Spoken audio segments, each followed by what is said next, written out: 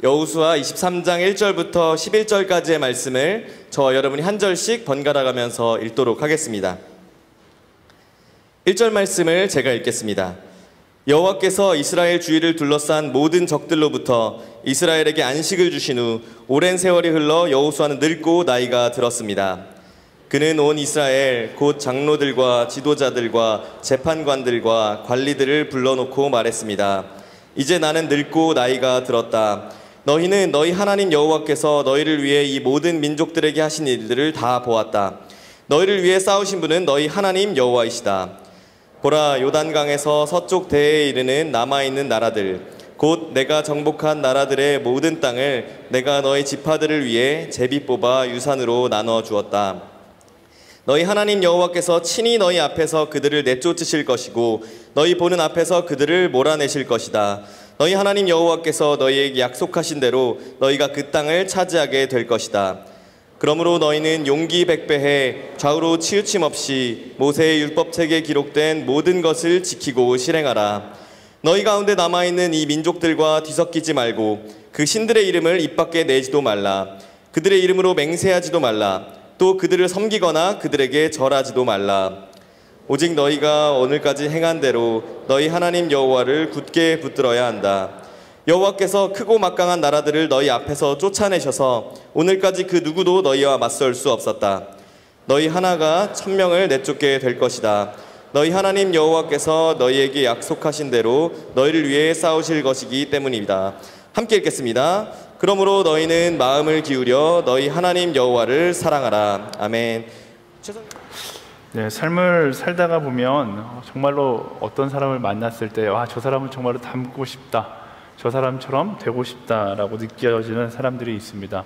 우리는 그런 사람들을 멘토라고 이야기하기도 하는데요. 그래서 힘들 때, 또 무엇인가를 결정해야 될 때 그런 멘토를 찾아가서 상담하고 답을 얻기도 합니다.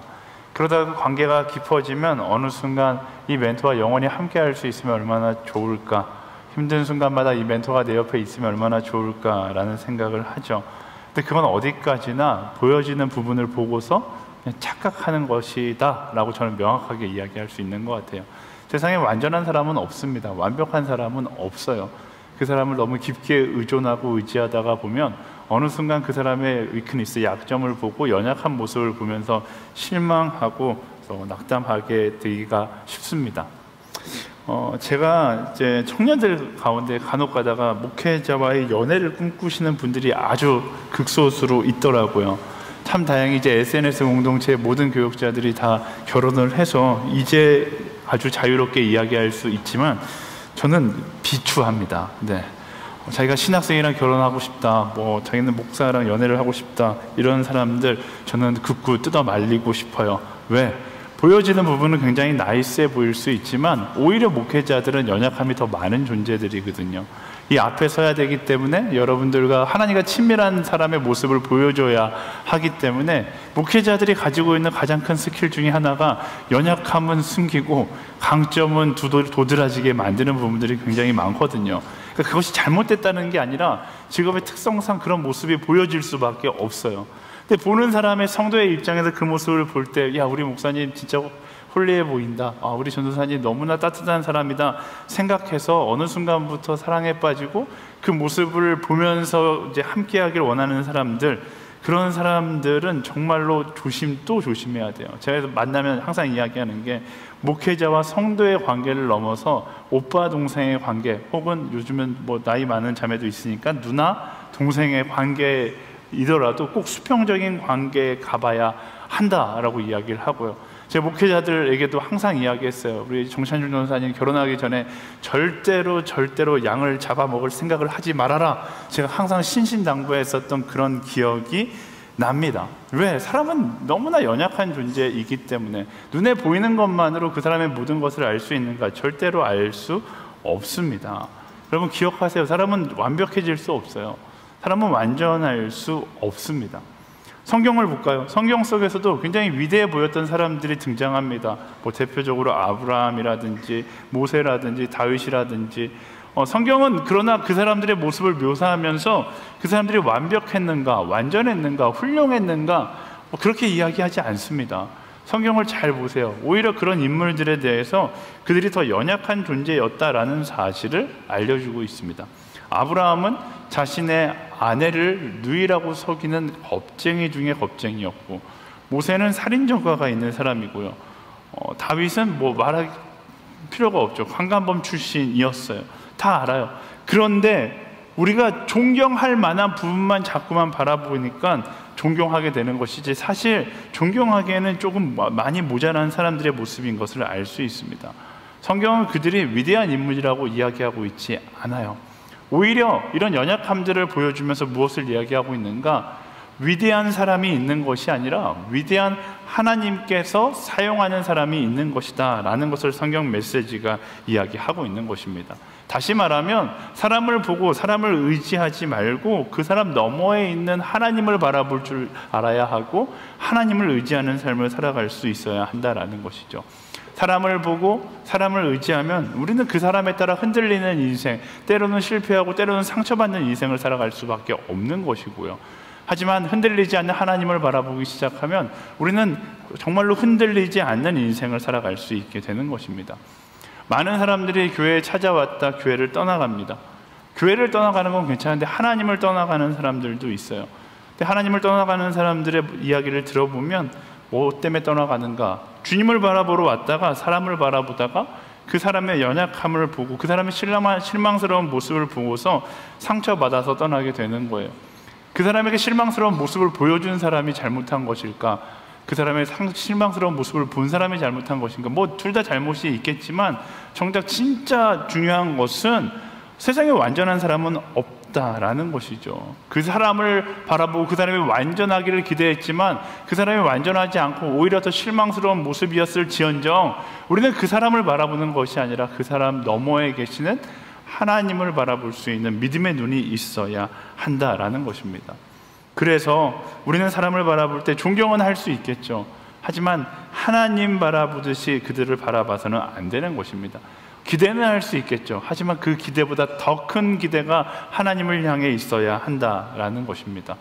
오늘 말씀은요, 여호수아의 고별 설교예요. 여호수아도 굉장히 존경받는 사람입니다. 앞서 이야기한 여호수아, 모세, 다윗 뭐 이런 캐릭터하고는 비교할 수 없을 만큼 저는 여호수아는 그나마 성경에서 많은 연약함들이 기록되지 않은 몇몇 안 되는 캐릭터 중에 하나라고 생각해요. 물론 그가 귀가 좀 얇았던 사건들이 있긴 했었지만 그래도 성경 가운데 큰 사건 사고를 치지 않았던 하나님을 사랑했던 한 사람이라는 생각이 듭니다.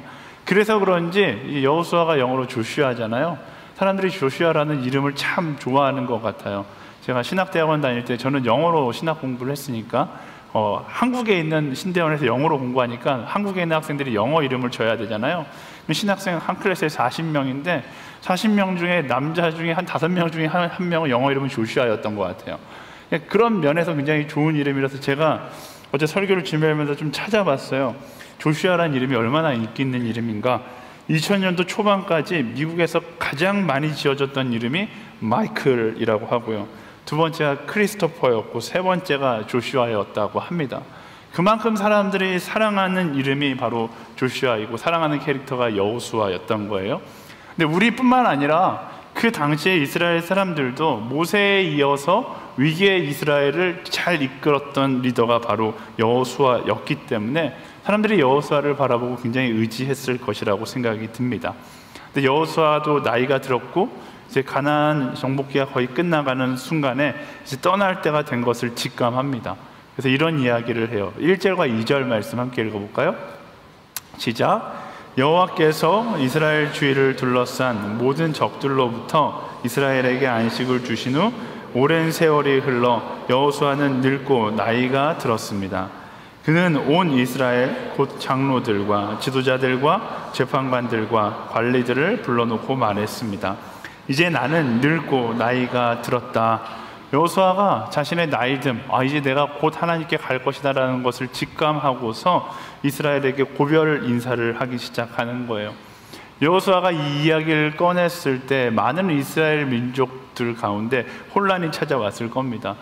어떻게 보면 이 이스라엘이 경험하고 있는 평화의 순간, 이스라엘이 가나안 정복을 마치고서 누릴 수 있던 이 시간들이 여호수아로부터 시작됐다라고 생각했었기 때문에 그 여호수아가 사라질 것에 대한 생각은 해본 적이 없었을 거예요. 미래가 암울하게 느껴졌을 거고 많은 사람들이 염려하고 걱정했을 겁니다. 그런데 그런 이스라엘을 향해서 여호수아가 아주 중요한 이야기를 하는 거예요. 3절 말씀 함께 읽어볼까요? 시작. 너희는 너희 하나님 여호와께서 너희를 위해 이 모든 민족들에게 하신 일들을 다 보았다. 너희를 위해 싸우신 분은 너희 하나님 여호와이시다. 아멘. 지금 두려움에 떨고 있는 이스라엘을 향해서 솔직한 이야기를 하는 거예요.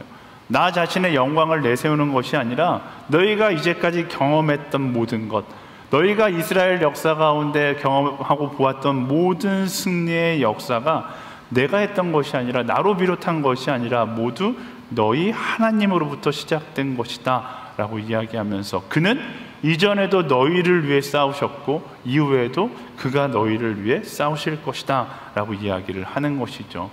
아주 중요한 메시지를 이스라엘 민족들에게 하고 있는 거예요. 너희는 나를 바라보면서 반짝이는 주인공이라고 생각할 수 있지만 너희가 생각하는 것처럼 나는 주인공이 아니었다. 지난 이스라엘의 모든 승리 역사 가운데 주인공은 오직 한 분, 하나님뿐이셨고 앞으로도 하나님이실 것이다 라는 것을 강조하고 있는 것입니다. 그렇기 때문에 지금 너희가 두려워하고 있는 나의 부재가 두려움의 문제가 아니라 내가 없다 할지라도 하나님께서 너희를 인도하실 거고 하나님께서 너희를 지키실 것이다 라고 이야기하고 있는 것이죠. 이 여호수아의 권면이 오늘을 살아가는, 오늘의 두려움 속에 휩싸여 있는 우리에게도 오롯이 전달될 수 있어야 하는 것입니다. 마찬가지예요. 역사의 주인공은 항상 하나님이셨고 앞으로도 하나님이실 것입니다. 우리는 시대의 역사가 사람을 통해서 쓰여져 간다고 생각하지만 하나님께서 그를 통해서 일하신 것을 우리는 기억해야 합니다. 많은 사람들이 한 시대의 인물들과 살아가면서 야, 저 사람이 사라지면 어떻게 하나, 저 사람이 없으면 이곳은 어떻게 돌아갈 수 있을까 생각하지만 그런 걱정은 아무런 의미가 없는 걱정이다라는 거예요. 왜? 항상 하나님은 새롭게 일하시는 분이셨고 앞으로도 새롭게 일하실 것이기 때문에 그렇습니다. 하나님의 역사 가운데 사람은 메인스트림에 있는 것이 아니라 하나님께서 사용하는 도구에 불과하다라는 거예요. 오늘의 교회 역사가 그것을 이야기하잖아요. 하영조 목사님이 교회를 개척하고 교회를 이끌고 오다가 하 목사님이 돌아가셨을 때 교회에 많은 사람들이 걱정했습니다. 이제 오늘의 교회는 어떻게 할 것인가? 그러나 오히려 우리는 그 시기를 통해서 무엇을 경험하는 것입니까? 오늘의 교회는 사람이 이끄는 교회가 아니라 하나님께서 이끄시는 교회라는 사실을 우리는 다시금 고백하고 경험하게 된 것입니다. 우리 공동체도 마찬가지죠. 우리 공동체를 이끌었었던 영적 리더들 사라지면 어떻게 할 것인가? 그렇지 않아요. 하나님께서 하나님의 방법으로 하나님의 뜻을 향하여 이 공동체를 이끄신다는 것을 우리가 매 순간 경험하고 있는 것이죠. 그렇다면 우리는 어떤 삶을 살아가야 하는가? 사람을 바라보는 것이 아니라 그 사람을 사용하시는 하나님을 바라보는 지혜가 우리 안에 있어야 하는 것입니다. 사람을 바라보는 순간 말씀이 보여주는 것처럼 우리 인생은 두려움과 불안함으로 가득할 수밖에 없습니다. 우리 인생이 왜 두려워합니까? 하나님의 방법을 무시한 채 여전히 사람을 향한 기대를 가지고 살아가기 때문에 그래요. 사람을 향한 기대를 내려놓고 그 시선을 하나님께로 옮길 때 우리는 참된 평안을 경험할 수 있게 되는 것입니다. 특히 교회에 나오시는 분들 가운데 지나치게 관계에 의지하시는 분들이 계세요. 지난주 새로운 순이 시작되었는데 새로운 순장을 믿을만하지 못하겠다라고 생각하면서 야, 이 순 못하겠는데 라고 생각하는 분들도 계실 수 있어요. 또 오늘 교회를 처음 왔는데 저를 만나면서 야, 이거 목회자가 믿을만하지 못하다라고 생각하시는 분들도 있을 수 있죠. 혹은 또 지나치게 목회자를 신뢰하고 야, 저 목사하고 보니까 제가 제일 어려워하는 말이 그 성경에도 있잖아요. 당신의 얼굴을 보니 예수님 얼굴을 보는 것 같아요. 이런 멘트. 근데 저한테 와서 목사님 만나면 예수님 만나면 이러면 제 마음이 굉장히 불편해요. 근데 진짜로 그렇게 바라보시는 분들이 있어요. 그런데 확실히 중요한 건 사람은 언제나 연약한 존재라는 관점을 우리가 가질 수 있어야 하는 것입니다. 못 믿으시겠으면 저희 아내한테 물어보세요. 제가 얼마나 부족한 존재인지.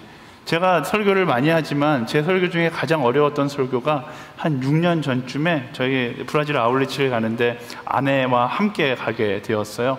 제 아내는 브라질에서 공부를 했기 때문에 포르투갈어를 굉장히 잘하거든요.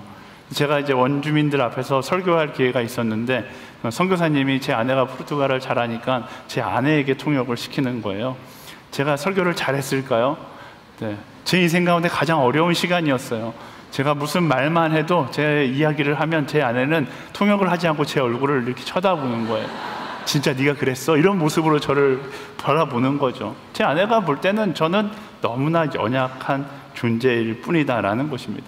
아닌 척하고 있지만 목회자도 마찬가지고 우리 멘토님도 마찬가지고 여러분의 순장도 마찬가지고 똑같이 연약한 인간이에요. 그 연약한 인간이라는 사실을 무시한 채 계속 의지하려고 하면 실망할 수밖에 없습니다. 절대로 여러분에게 실망을 안 시킬 수 있는 사람은 예수님 말고 없어요. 물론 교회의 리더로서 성도를 사랑해야 되는 것은 맞습니다. 그럼에도 불구하고 잊지 말아야 하는 것은 목회자도 순장도 의지할 대상이 아니라 결국 사랑하고 용납해야 될 연약한 존재이다라는 것을 우리는 기억해야 돼요. 목회자나 순장이 여러분에게 줄 수 있는 최고의 상담은 내가 당신의 마음을 다 이해합니다. 힘들 때마다 날 찾아오면 난 당신에게 위로가 돼줄게요. 평생 당신과 함께 해줄 수 있어요. 이건 완전 거짓말이죠. 사람은 절대로 영원할 수도 없고 완전할 수도 없습니다. 최고의 상담은 뭐예요? 미안한데 저를 믿지 마세요. 저도 당신과 똑같은 인간입니다. 그러나 똑같은 인간이지만 그 연약함을 알게 하나님을 바라보고 있고 당신과 함께 이 자리에서 하나님을 바라보기 위해서 노력하겠습니다.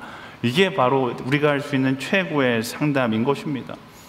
세상에 완전한 사람은 없어요. 우리가 의지할 대상은 절대로 사람이 될 수 없습니다. 여호수아의 권면처럼 사람이 아니라 주님을 바라볼 수 있는 저와 여러분 모두가 되기를 예수님의 이름으로 축원합니다. 우리 옆 사람에게 선포하겠습니다. 주님을 바라볼지어다. 아멘. 그래서 여호수아는 사람이 아닌 무엇에 순종하라고 이야기하냐면 하나님의 말씀에 순종할 것을 이스라엘 민족들에게 이야기하고 있습니다. 5절과 6절 말씀 함께 읽어볼까요? 5절과 6절 시작. 너희 하나님 여호와께서 친히 너희 앞에서 그들을 내쫓으실 것이고 너희 보는 앞에서 그들을 몰아내실 것이다. 너희 하나님 여호와께서 너희에게 약속하신 대로 너희가 그 땅을 차지하게 될 것이다. 그러므로 너희는 용기 백배해 좌우로 치우침 없이 모세의 율법책에 기록된 모든 것을 지키고 실행하라. 아멘. 여호수아가 이제까지 걸어왔던 모든 승리의 길이 여호수아가 아닌 하나님께서 약속하셨던 길이다라는 것을 강조합니다. 그러고 어떻게 하라고 이야기합니까? 앞으로도 이전과 마찬가지로 사람을 의지하는 것이 아니라 용기 백배해 말씀을 지키며 나아갈 것을 이야기하고 있습니다. 우리의 용기는 어디서 옵니까? 우리가 의지하고 있는 사람의 세계에서 오는 것이 아닙니다. 우리가 바라보고 있는 세상의 능력이나 물질에서 우리에게 용기가 오는 것이 아닙니다. 성경에서 말하는 용기 100배의 근원은 바로 말씀을 따라 하나님을 바라보고 나아가는 그 걸음 가운데 찾아오는 것이죠. 근데 많은 사람들이 이 용기 100배의 비결을 무시한 채 자신의 방법을 선택합니다. 그게 사람의 본능인 것 같아요. 여호수아도 그걸 너무나 잘 알고 있었어요. 왜? 어려서부터 그것을 보았거든요. 이스라엘 민족과 함께 했었던 모세라는 사람이 사라지니까 이스라엘 민족이 어떤 선택을 했었는지 누구보다 명확하게 코앞에서 그것을 봤던 사람이 여호수아였어요. 모세가 사라지니까 당장 눈앞에 의지할 대상이 없으니까 어떻게 해요? 그들이 황금 송아지를 만들어서 의지할 대상을 만들고 우상을 숭배했던 것을 보게 됩니다. 그러니까 두려움 가운데 그들이 선택했던 건 명확한 말씀을 따라가는 것이 아니라 눈에 보이는 무언가, 눈에 보이는 의지할 대상을 만들었다는 것을 여호수아가 알고 있는 것이죠. 그래서 강조하고 있는 거예요. 너희가 내가 없다고 두렵다고 느낄 수 있지만 그 두려움 가운데 선택해야 하는 것은 눈에 보이는, 손에 만질 수 있는 우상들이 아니라 말씀을 따라 나아가는 그 주님을 향한 여정이다라고 이야기하고 있습니다. 사단은 끊임없이 우리를 두렵게 만듭니다. 그게 사단의 전략이에요. 우리의 삶 가운데 우리가 두렵다고 느껴지는 것은 사단이 우리를 공격하고 있다라는 증거이죠. 그리고 우리는 그 두려움 가운데 무엇을 합니까? 하나님이 아니라 자꾸만 다른 것들을 바라보게 되는 거예요. 손에 만질 수 있는 물질, 이 땅 가운데서 경험할 수 있는 권력, 하나님이 아닌 보다 쉽게 바라보고 의지할 수 있는 대상을 찾게 되고 그것을 바라보게 만드는 것이죠. 그것이 사람이 될 수도 있고 말씀드린 돈이나 권력이 될 수도 있는 거예요. 그걸 성경은 우상 숭배다라고 이야기합니다. 우리의 우상 숭배는 언제 일어납니까? 편안할 때 일어나기보다 바로 두려운 순간, 무언가를 의지하고 싶을 때 우리의 우상 숭배가 시작된다는 것을 기억해야 돼요. 그래서 내 마음 가운데 두려움이 찾아왔을 때 절대로 세상의 것을 붙잡으려고 하면 안 됩니다. 100% 실패하게 되어 있어요.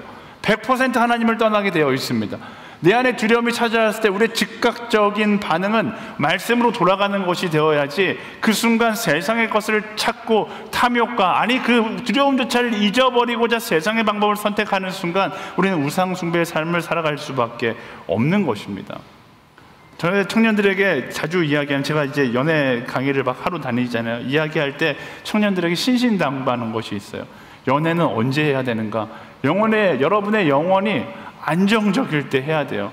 근데 많은 청년들이 연애를 자꾸만 지극히 극도의 외로움 가운데 연애를 시작하거나 인생의 바닥을 경험하고 있을 때 연애를 시작하려는 어리석은 선택을 할 때가 너무나 많습니다. 뭐예요? 저는 그것도 또 하나의 우상 숭배가 될 가능성이 굉장히 높다고 생각해요. 하나님께서 내 길을 인도하신다는 그 확신이 들었을 때 연애를 시작하는 것이 건강한 연애죠. 제가 청년들에게 자주 이야기하는데, 정말로 생각해 보세요. 인생이 바닥에 있을 때 연애를 시작하면 어떤 사람을 만날까요? 인생이 바닥에 있는 사람을 만나게 되어 있어요. 내 인생의 컨디션이 바닥에 있을 때 좋은 사람 만날 수 있을까? 그렇지 않죠. 제가 극단적으로 이야기하면, 만약 여러분들이 다이어트를 계획한다고 생각해 봅시다. 그냥 제가 인간적인 비유를 하는 거예요. 다이어트를 시작하기 전에 좋은 사람을 만날까요? 다이어트를 끝나고 난 뒤에 좋은 사람을 만날까요? 대답하고 싶지 않죠. 네. 어쨌든 그런 거랑 똑같은 거예요. 우리의 영혼의 상태가 안정적이지 않으면 우리 좋은 사람을 만날 수가 없는 것이죠. 우리의 우상 숭배도 마찬가지예요. 내 영혼이 정말로 침울해 있는데 하나님이 아니라 세상의 것으로 내 침울함을 만족시키려고 하면 우리는 우상을 숭배하는 삶을 살 수밖에 없는 것입니다. 두려움이 찾아오는 타이밍에 우리는 어떻게 해야 돼요? 여호수아의 권면처럼 오히려 용기 100배 해서 더 말씀을 의지하는 사람이 될 수 있어야 하는 것입니다. 이전보다 더 말씀을 따라 나아가는 사람이 될 수 있어야 되고, 이전보다 더 성령을 따라 나아가는 사람이 될 수 있어야 합니다. 세상은 술이나 관계나 성공이나 물질이 너희를 성공케 할 거고 자유케 할 거고 두려움으로부터 해방할 것이라고 이야기하는데, 말씀은 그렇게 이야기하지 않아요. 요한복음 8장 32절 말씀, 우리가 잘 아는 말씀이잖아요. 읽어볼까요? 시작. 그로 너희는 진리를 알게 될 것이며 진리가 너희를 자유롭게 할 것이다. 아멘. 흔들리는 세상 가운데 세상의 가치가 우리를 자유롭게 하는 것이 아닙니다. 세상의 가치가 우리를 두려움으로부터 건지는 것이 아니라 진리 대신 그 말씀을 붙잡고 나아갈 때 우리는 두려움으로부터 해방된 인생을 살아갈 수 있게 되는 것입니다. 사랑하는 여러분, 두려움에 속지 마십시오. 외로움에 속지 마세요. 사랑받지 못한다고 느끼는 그런 감정에 속지 마세요. 그런 감정들에 속아서 관계에 의지하는 거, 그런 감정들에 속아서 성공에 집착하는 거, 그런 헛된 감정에 속아서 돈에 의지하는 인생, 이게 성경이 말하는 다 우상 숭배라는 사실을 우리는 알아야 합니다. 내 인생 가운데 불안함이 느껴졌을 때, 두려움이 느껴졌을 때 방법은 오직 한 가지, 말씀이 이야기하는 하나님을 붙잡고 말씀을 따라 더 구별된 백성으로 나아갈 수 있어야 하는 것입니다. 세상의 방법을 향하여 눈을 돌릴 때 우리는 변질된 인생을 살아갈 수밖에 없는 거예요. 여호수아가 이스라엘 향해서 7절과 8절 이렇게 이야기합니다. 같이 읽어보겠습니다. 시작. 가운데 남아있는 이 민족들과 뒤섞이지 말고 그 신들의 이름을 입 밖에 내지도 말라. 그들의 이름으로 맹세하지도 말라. 또 그들을 섬기거나 그들에게 절하지도 말라. 오직 너희가 오늘까지 행한 대로 너희 하나님 여호와를 굳게 붙들어야 한다. 아멘. 여호수아가 떠나면 두렵겠죠. 두려우면 힘을 의지하게 될 거예요. 외롭겠죠. 외로우면 나를 사랑해주는 사람들을 찾게 되겠죠. 근데 여호수아는 뭐라고 얘기해요? 힘을 의지하거나 너를 사랑해주려는 사람들의 말에 현혹되지 말고 더욱더 여호와를 굳게 붙잡으라 라고 이야기하는 것입니다. 마지막까지 오히려 그 순간, 두려움이 엄습해온 그 순간 더 구별된 사람으로 살아가라 라고 이야기하고 있는 것입니다. 이 메시지가 우리를 향해서 동일하게 이야기하는 거예요. 이 세상 가운데 신앙을 가지고 살아가는 삶 두렵겠죠. 하지만 그 두려움 앞에서 세상과 타협하는 인생을 살아가는 것이 아니라 하나님 나라의 정체성을 가지고 더욱더 구별된 거룩한 한 사람으로 살아갈 수 있어야 한다라는 것입니다. 오늘의 교회의 대학 청년부의 타이틀이 Holy Impact, 거룩한 충격이라는 이름을 가지고 있거든요. 거룩한 한 사람이 되어, 구별된 한 사람이 되어 세상에 충격을 줄 수 있는 한 사람으로 살아갈 수 있어야 하는 거예요. 두려움에 쫓겨서 타협하는 존재가 아니라 두려움 가운데 더 거룩을 붙잡을 수 있는 사람, 두려움 가운데 내가 진짜 하나님의 사람이라는 것을 증명할 수 있는 그런 사람들이 되기를 예수님의 이름으로 축원합니다. 말씀해 보면 바벨론의 포로로 끌려갔던 다니엘과 세 친구의 이야기가 있습니다. 포로의 신분으로 끌려갔어요. 저희가 느끼는 두려움하고는 비교가 할 수 없는 그런 두려움을 경험했겠죠. 포로의 신분이었기 때문에 외로웠고 두려웠을 겁니다. 그래서 그 외롭고 두려운 순간 바벨론에서 수많은 유혹들이 찾아옵니다. 관계의 유혹도 있었고 물질의 유혹도 있었을 겁니다. 권력에 대한 유혹도 있었을 겁니다. 그런데 그들은 그런 것들을 택하지 않고 구별된 거룩을 택하는 것을 우리는 역사 속에서 보게 돼요. 그리고 그 구별된 거룩을 택했을 때 하나님께서 그들을 사용하여 이스라엘의 역사를 써내려갔다는 것을 우리는 주목해야 합니다. 성경 역사는 모든 장면에서 그렇게 이야기해요. 하나님께서 두려움을 피해 세상과 타협한 사람을 사용하신 것이 아니라 두려움 가운데도 구별된 백성으로 살아갔던 사람들을 하나님께서 사용하셨다는 역사가 성경 말씀이 이야기하고 있는 것입니다. 두려운 세상 가운데 살고 있지만 지금 이 시간이 어쩌면 가장 구별된 모습으로 하나님 앞에 서야 하는 시간인 것입니다. 왜? 하나님은 그런 우리를 부르고 계시고 그런 우리를 사용하기 원하시기 때문에 그렇습니다. 우리 옆 사람에게 선포하겠습니다. 하나님께서 당신을 사용하기 원하십니다. 아멘. 그렇기 때문에 두려움으로 가득한 이 시대 가운데 우리는 구별된 모습으로 살아갈 수 있어야 돼요. 세상에게 오염되지 않고 말씀을 따라 거룩을 지키는 한 사람 한 사람이 될 수 있어야 하는 것입니다. 세상의 기준을 따라 살아가려 하지 마시고요. 세상의 유혹을 붙잡고 유상숭배의 인생을 살아가려고 하지 말고 온전히 더 하나님을 따라 살아가는 하나님의 사람들이 되기를 예수님의 이름으로 축원합니다. 두려울수록 더욱더 말씀을 따라 살아가는, 세상에서 답을 찾는 인생이 아니라 말씀 가운데 인생의 길을 찾아가는 우리 모두가 되기를 예수님의 이름으로 축원합니다. 10절과 11절 말씀 이어서 읽어보겠습니다. 시작. 너희 하나님 여호와께서 너희에게 약속하신 대로 너희를 위해 싸우실 것이기 때문이다. 그러므로 너희는 마음을 기울여 너희 하나님 여호와를 사랑하라. 아멘. 여호수아는 이야기합니다. 전쟁의 대상이 아무리 막강하다 할지라도 두려워하지 말라. 너희가 싸우는 것이 아니라 너희를 위해 하나님께서 싸우시는 것이기 때문이다. 그리고 나서 뭐라고 권면하냐면 딴 생각하지 말고 그러므로 너희는 마음을 기울여 너희 하나님 여호와를 사랑하라. 이렇게 말씀하십니다. 두려움 가운데 떨고 있는 이스라엘 민족에게 용기를 북돋아주는 말인데 굉장히 로맨틱하게 말씀하시는 것이죠. 두렵지? 그럼 하나님을 더 사랑해야 돼. 두렵지? 그러면 전심으로 하나님을 사랑해야 돼. 이 말에 아주 중요한 메시지가 담겨 있습니다. 여러분, 두려움은 나를 사랑할 때 경험하게 되는 것이고요, 하나님을 사랑하기 시작하면 그 두려움은 우리 인생 가운데 사라지는 것입니다. 순교의 역사가 그것을 보여주잖아요. 예수님의 제자들을 보세요. 예수님께서 십자가에 못 박혀 죽으실 때 그들은 자기 자신을 사랑했기 때문에 두려웠어요. 내가 예수 그리스도를 쫓아다녔다라는 이야기가 사람들에게 들려지면 자신들도 십자가에 못 박혀 죽을 것 같으니까 두려워서 도망쳤던 것이 제자들입니다. 그러나 예수님께서 부활하시고 제자들에게 다시 나타나셔서 예수님께서 참 생명이시라는 것을 알게 된 제자들, 그리고 예수 그리스도를 진심으로 사랑하게 되니까 그들의 인생 가운데 어떤 변화가 찾아오기 시작합니까? 사랑하니까 죽음조차 두려워하지 않고 제자들 대부분이 예수님을 위해서 십자가 위에서 순교했던 역사를 보게 되는 것이죠. 사랑이 죽음을 이기는 거예요.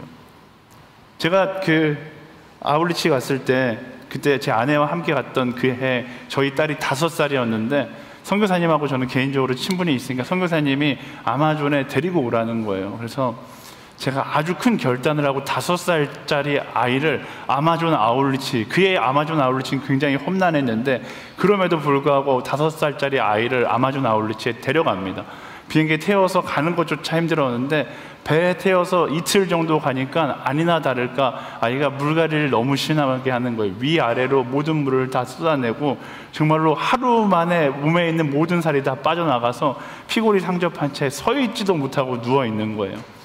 선교사님은 너무 미안해서 어쩔 줄 몰라 하시고 저도 딸아이를 보는 모습이 너무나 힘든 거예요. 근데 배는 가야 하고 뭐 병원에 갈 수 있는 방법은 없는 거죠.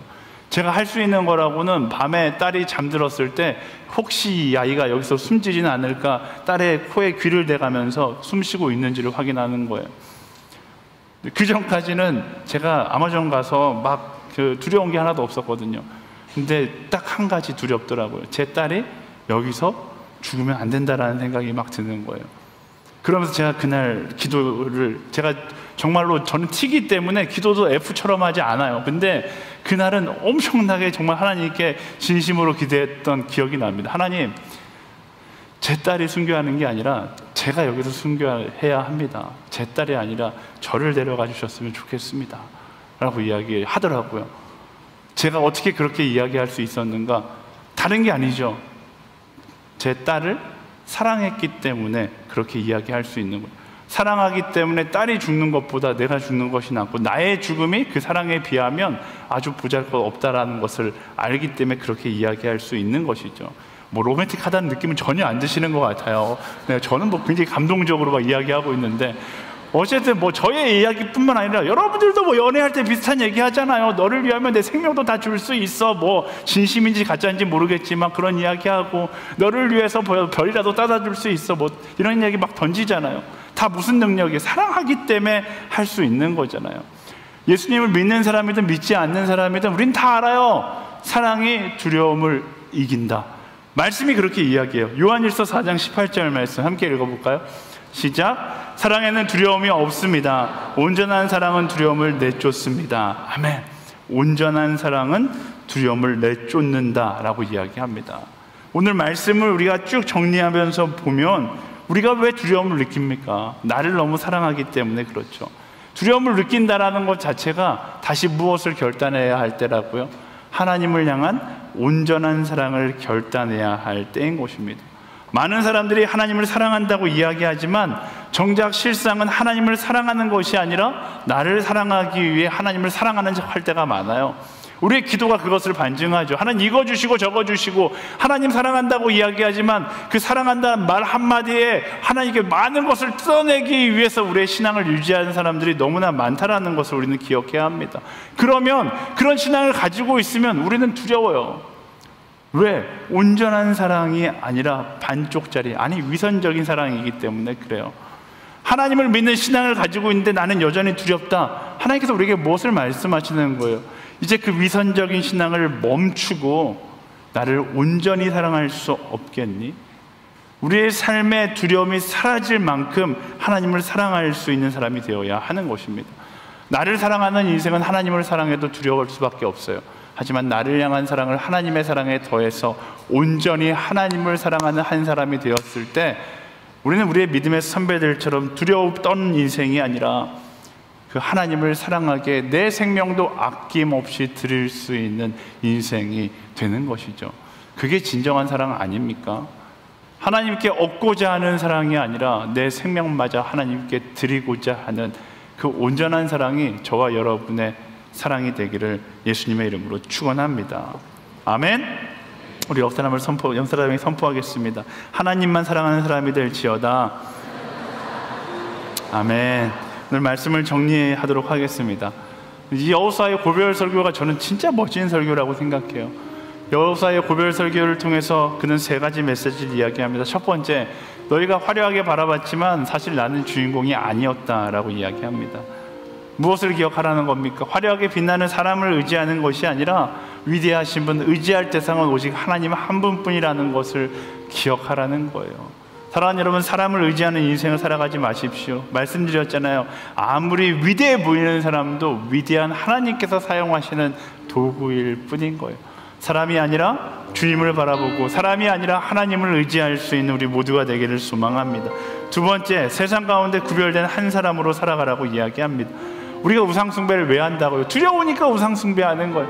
눈에 보이는 돈, 오늘 마실 수 있는 술, 오늘 누릴 수 있는 쾌락, 오늘 누릴 수 있는 편안함, 두려우니까 자꾸만 눈에 보이는 것을 붙잡고 그것을 사랑하며 살아갑니다. 근데 누구의 전략이라고요? 사단의 전략이에요. 우리의 시선, 그 두려움에 고정하는 것이 아니라 하나님을 바라보고 오히려 그 자리에서 말씀이 이야기하는 것처럼 두려울수록 더욱더 구별된 한 사람, 두려울수록 더욱더 거룩한 한 사람으로 살아가기를 결단하고 그 자리에 서서 하나님께 쓰임받는 우리 모두가 되기를 소망합니다. 세 번째, 사랑은 모든 것을 이긴다. 두려움은 나를 사랑할 때 생겨났지만 하나님을 사랑하기 시작하면 그 두려움은 우리 가운데 사라지게 되는 것입니다. 제자들이 예수 그리스도를 사랑함으로 주를 위하여 죽는 것을 아쉬워하지 않고 그것을 영광으로 여겼던 것처럼 우리 인생 가운데 두려움이 찾아오는 이유는 무엇입니까? 나의 인생이라고 생각하니까 그렇죠. 아니요, 그가 사용하시는 인생이라는 것을 인정하고 하나님께서 사용하시는 것을 기뻐할 때 우리는 두려워하는 것이 아니라 주를 위해 쓰임받는 것을 기뻐하는 인생이 되는 것입니다. 우리 옆사람에게 한 번 더 이야기할까요? 주를 위해 쓰임받는 것을 기뻐할지어다. 아멘. 정말로 하나님께서 말씀을 주시는 그 마음을 가지고서 나는 정말로 사람을 바라보며 살아가는 인생이 아니라 주님을 바라보고 세상 가운데 세상의 우상들을 붙잡는 것이 아니라 구별된 한 사람, 거룩한 한 사람의 여정을 살아가며 나를 사랑하는 인생이 아니라 하나님을 오롯이 사랑하는 그런 우리 모두가 되기를 예수 그리스도의 이름으로 축원합니다. 그 사랑으로 우리를 안아주시는 그 하나님께 우리 감사와 영광의 박수 함께 드리도록 하겠습니다. 이 시간 우리 다 같이 자리에서 일어나서 함께 찬양할 때 우리에게 말씀하신 하나님의 음성이라 생각하며 함께 고백하기 원합니다. 오늘 이 시간에도 말씀을 통해서 하나님은 우리에게 두려워하지 말라라고 말씀하세요. 내가 너의 편인데 왜 너희는 두려워하느냐? 하나님은 한 번도 변한 적 없으세요. 항상 우리의 편이셨어요. 우리가 그분의 편에 서게 되면 모든 두려움은 사라지게 됩니다. 함께 고백하며 우리의 발걸음을 그분의 자리로 옮기며 나아가기를 원합니다.